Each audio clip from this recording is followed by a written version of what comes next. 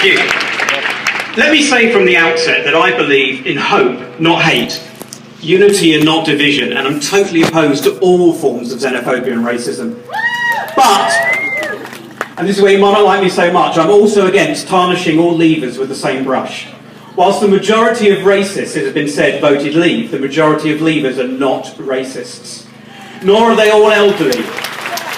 Nor are they all uneducated. Nor are they all unemployed. Nor of a different class to some people who may be gathered here. Yes, there are demographics that voted more one way than another, but descending into generalizations and personal attacks without factual qualification is part of the very issue that brought such disrepute to campaigns of both Leave and Remain. Yes, yes. Absolutely. That said, the result of the vote falls on everybody. It falls on all voters and it falls on non-voters. It falls on the media and the politicians and everyone who got us to where we got 2 weeks ago, which is not the end. We can still change that. But there have been a majority of people of colour, folk from different countries and cultures, even legally British but ethnically diverse, people who have been here for years. My partner is Dutch and has been here 17 years but couldn't vote. Some of these people now feel less welcome, less safe, and along with a majority of young people under 35 are now worrying about a more insecure future with fewer educational, scientific, cultural and employment opportunities.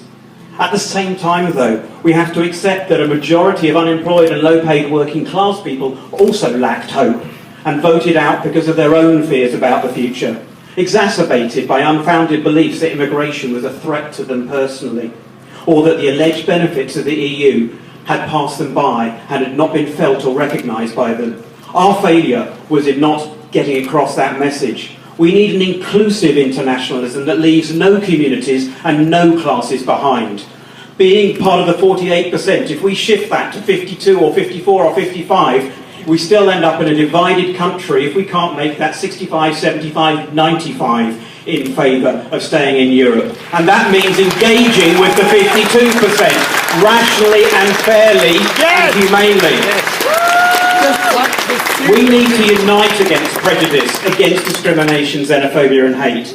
I believe the EU has actually helped that over the years with its motto of unity and diversity, not just of nations and disparate peoples, but also of workers and employers, of women and men, LGBT and other minority communities.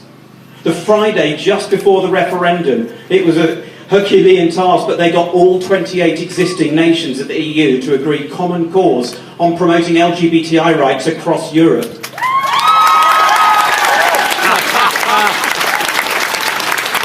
Being part of the EU has helped people like me as a trans person, because the EU actually trumped the UK in various courts, so that laws were actually, yes, imposed upon the UK by Europe, but they were laws to do with human rights that needed imposing on us.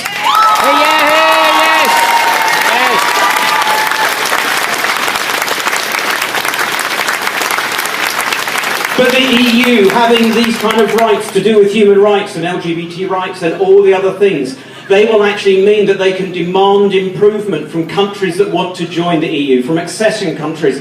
Countries like Turkey that has an abysmal human rights record. If they want to join the EU, then they're going to have to join the unanimity of the countries that have already promoted human rights in Europe.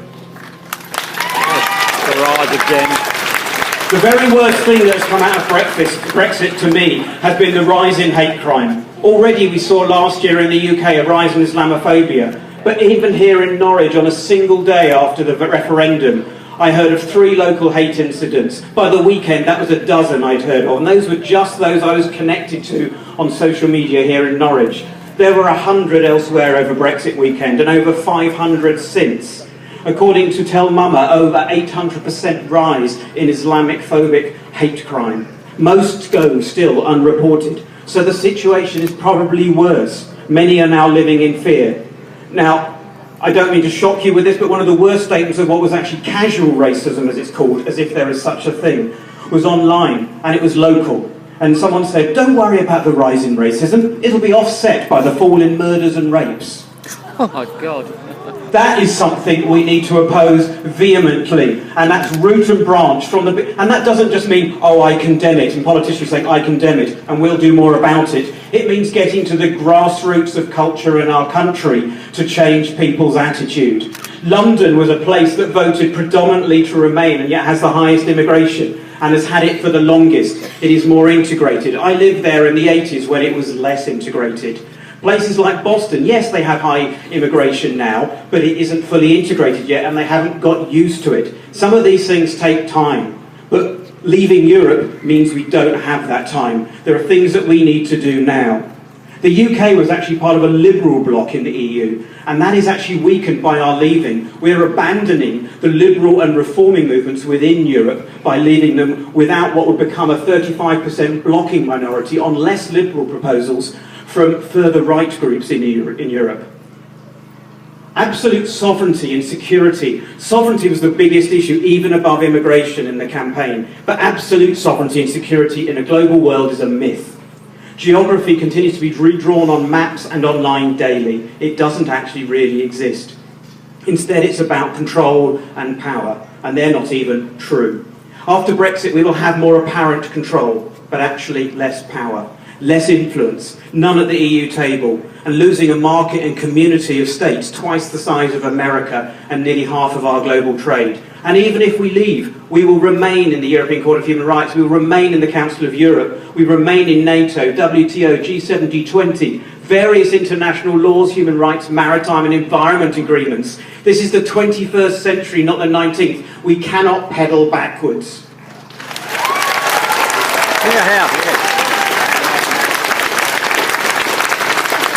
Democracy, though, is imperfect and not always right, especially when I don't get my way. No. Yes, the referendum was democracy in action, but democracy in a factless vacuum, and a factuous vacuum, does not work. Hitler rose to power on democracy, and then abused and crushed it in the name of national unity and self-interest. Democracy also fails when there's evident electoral bias. My polling station had 2 Brexit tabloids on display next to the voting slips. If you ask me, that invalidates that vote. And that wasn't Norwich, I live just south. Democracy doesn't work when we're lied to by both sides, leading to a situation where 22% of people admitted they didn't understand the facts well, and yet still voted. Some of those same people Googled after the polls closed, what is the EU? 47% believe the Leave campaign's openly acknowledged mistake and withdrawn promise, the 350 million a week EU contributions, blatantly false and proven to be so. That was an electoral bribe that was withdrawn immediately. That invalidates their entire campaign.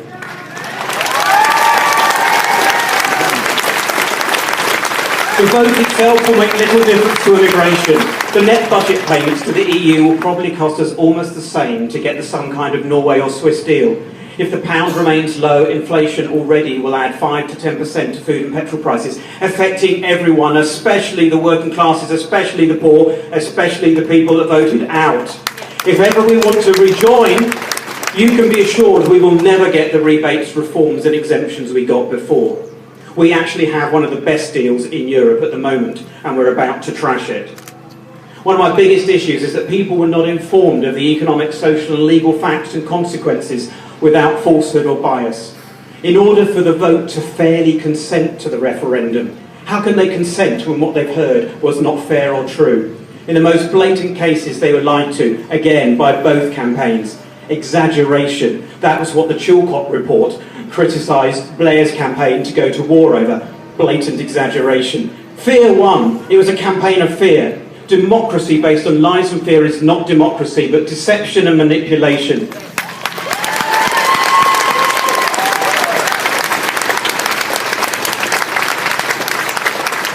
My first degree was in economics and statistics, so I know very well how to lie.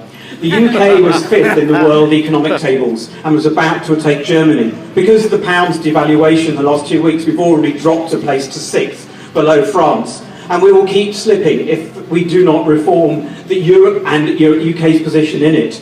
But our rights of representation include the right to protest the result of any electoral or parliamentary decision. That's what democracy is. It doesn't mean just once every 5 years or once every 50 years, which is what the EU referendum was about. The rights of representation means we can keep complaining. It's not sour grapes. It's not just get on with it and accept it, or EXCEPT, it is a lot of people have been spelling over Facebook. I do agree with it, accepting that decision, the other spelling.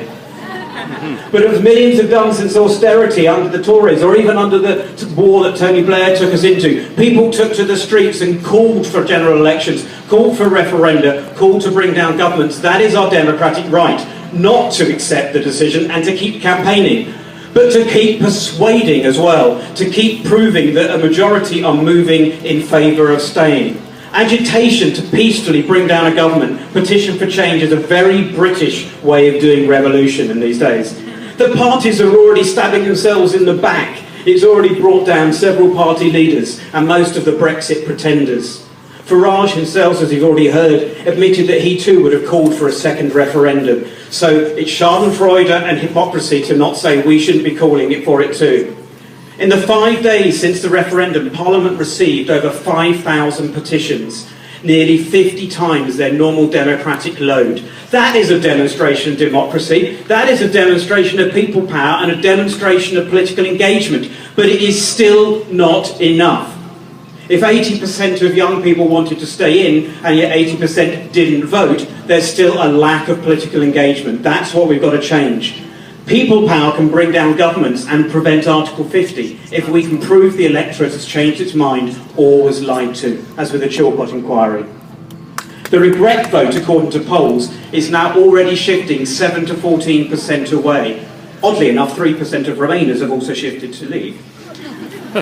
But the point is, the gap has shifted in our favour. Wales is now polling as majority Remain, probably because of the football. It is but it's the extremes of traditional left-right politics behind Brexit, nationalistic and anti-establishment views, not the centre ground of engagement with Europe. Politics is changing, and it is calling for a new politics. The Rainbow Coalition and progressive alliances to defeat an insular nationalism.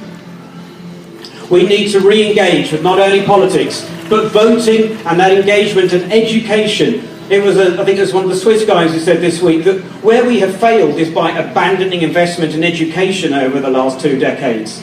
I mean, the people that go at the helm, that is why.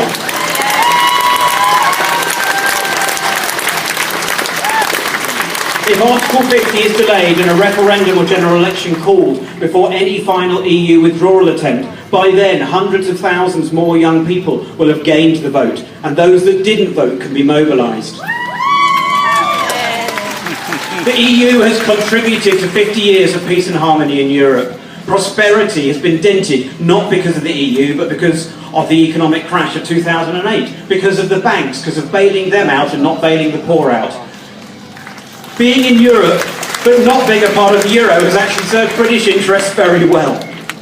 It is not a loser's tantrum. It is my democratic right and yours to keep saying that I want to stay in the EU, even in opposition. But significantly, it's my moral responsibility to stand up for those in the UK who don't have electoral rights, no voice. The millions of EU and other immigrant peoples who cannot vote. The people under 18 whose futures we are gambling. The reality of which will not kick in for them until a time when they actually would have had their own say. We are entirely within our rights to keep making those voices heard, as we are today. Thank you.